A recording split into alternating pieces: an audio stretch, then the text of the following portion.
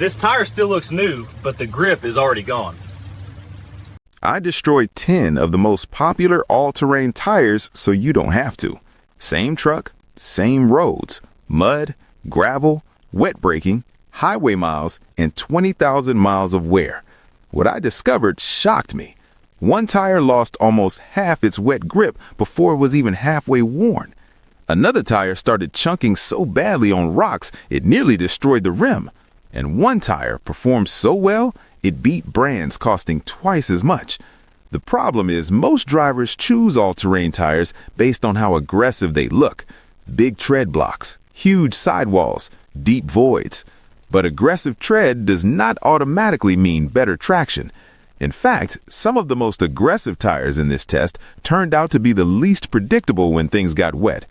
By the end of this video, you'll know which all-terrain tires actually survive real driving and which ones quietly become dangerous long before the tread wears out.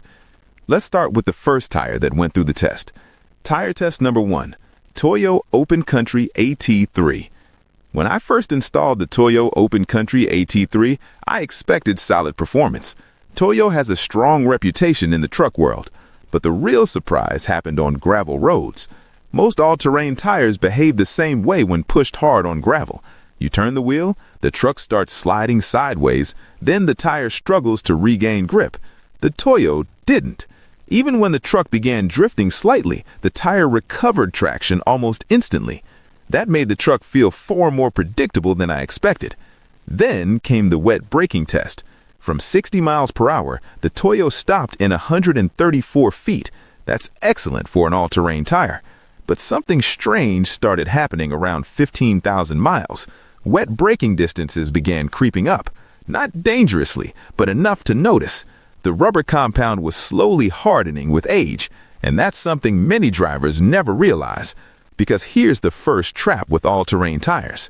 Tire trap number 1. Aggressive tread can hide weak wet grip. Before we continue, there's something most drivers misunderstand about off-road tires. Aggressive tread looks tough. Huge shoulder lugs, massive voids.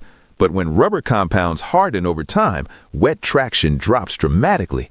The tread might still look great, plenty of depth, but the tire can lose a huge amount of grip in rain, which means a tire that looked perfectly fine yesterday might suddenly need 30 extra feet to stop, and that difference can absolutely cause an accident. Now, the next tire in the test handled aging much better, but it surprised me in another category. Tire test number 2, Falken Wildpeak AT3W. The Falken Wildpeak AT3W has a massive following among off-road drivers, and the reason becomes obvious the moment you leave pavement. Mud testing is where things get interesting. Many all-terrain tires clog up quickly. Mud fills the tread gaps. Traction disappears. But the Falken kept clearing mud almost immediately.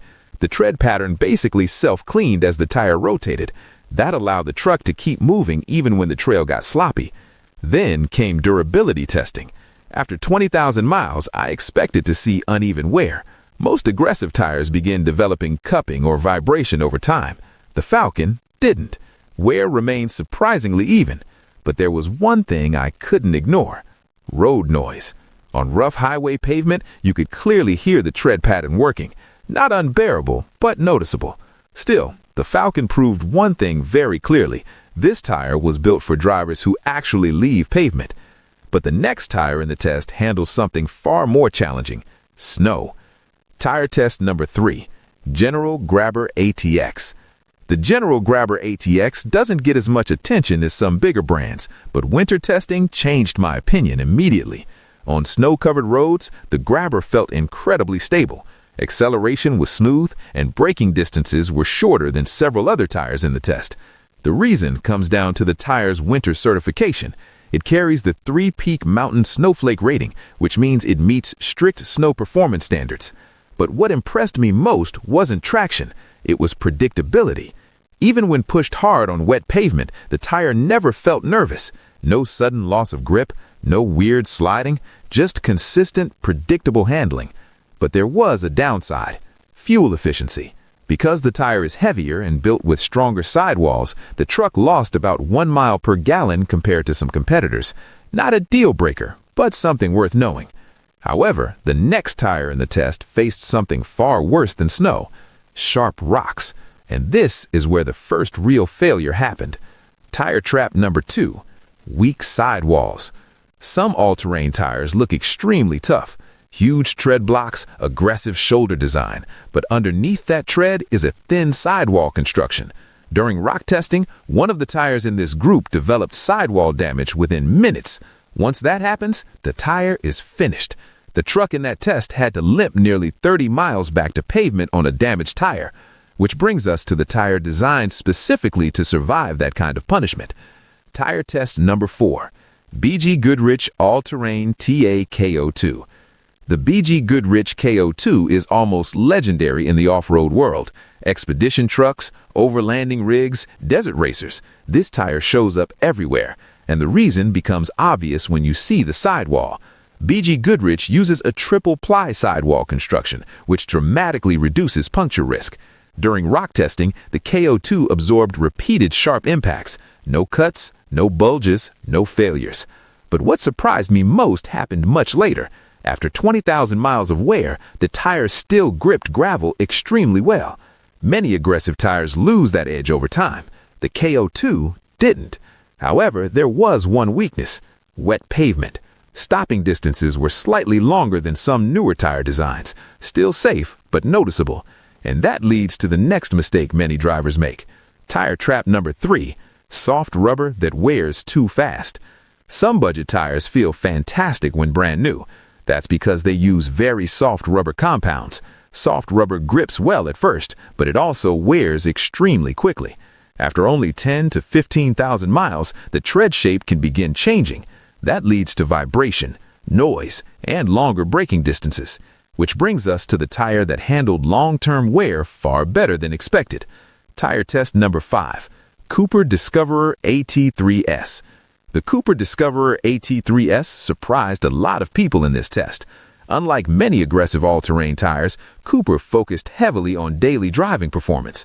During wet braking tests, the Cooper stopped in 131 feet from 60 miles per hour. That's extremely impressive. Even more surprising was the highway comfort. Despite the rugged appearance, the tire remained remarkably quiet at speed. Then came long-term wear testing.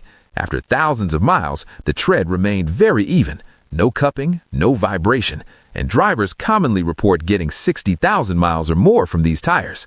However, there was one situation where the Cooper struggled: deep mud. Because the tread voids are slightly tighter, thick mud can overwhelm the pattern.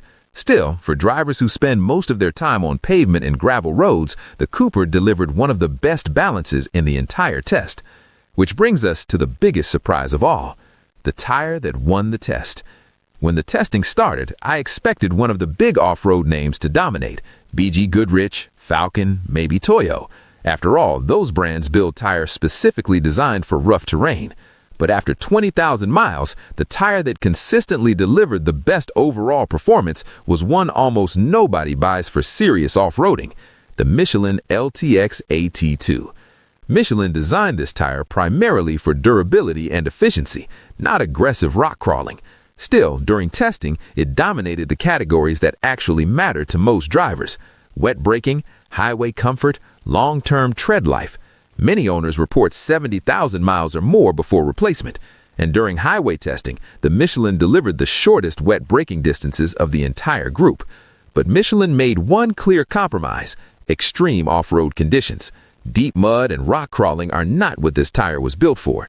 Still, for most truck and SUV owners who spend 90% of their time on pavement, the Michelin offered the best overall balance of safety, comfort, and longevity. Final warning: tires are the only thing connecting your truck to the road. 4 small contact pads, about the size of your hand. Choose the wrong tire, and the difference between stopping safely and sliding into an accident might be 20 feet. That's why understanding how tires actually perform over time matters far more than how aggressive they look. Some tires prioritize off-road strength, others focus on highway safety, and a few manage to balance both. The key is choosing the tire that matches how you actually drive, not how the marketing photos make you feel. Because the wrong tire doesn't just waste money, it can cost you control of your vehicle.